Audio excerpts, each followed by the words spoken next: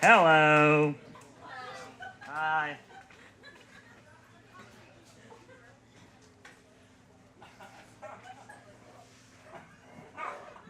Shut up, you guys. Brownlie. We were booked to play the Whitewater Tavern in Little Rock, Arkansas. The agent thought it would be funny to put this other band from Austin on the bill that glommed off our name, so they were playing the same circus as us and billed themselves as Sideshow Tragedy. What's worse is they got the headline slot, so I took it pretty hard that we spent all this energy and time trying to come up with an original name only to be billed with a group that had no musical similarity. We played our set, and one of us invited one of the other guys to play a song with us. He plugged in and soloed over the whole song at like 10 decibels louder than us, which was pretty funny because he had no real improv skill and looked foolish, which gave me an abundance of mean-spirited chuckles. After our set, I just went and drank whiskey in the van. Some guy comes and knocks on the door to compliment our show.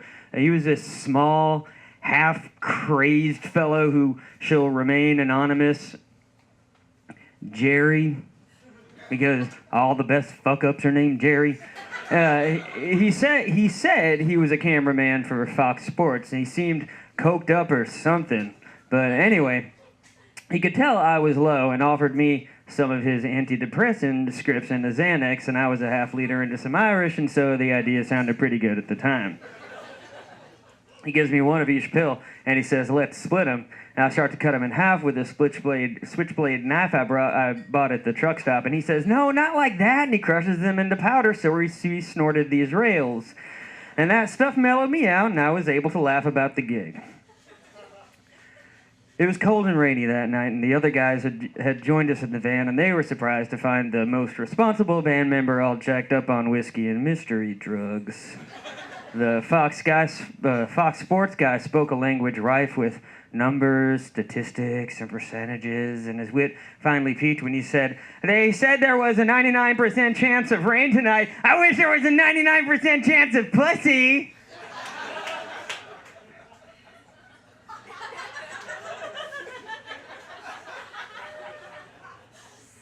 We loaded up and decided to check out Little Rock. Scott seemed the most sober, so he drove us to a seedy part of town where this pick and pack type bar was. We almost crashed sliding down this wet hill. And on the way, somebody told Reverend to play a CD. He grabs a zipper case that he thinks contains CDs, only to discover a pistol. And he says, "That's not a CD case, but I have an idea." We waited for a train to pass and let the rail cars have it. And after we ran out of bullets and whiskey, we went down to that bar. They were charging a cover, but there was no band, so we just loitered around outside.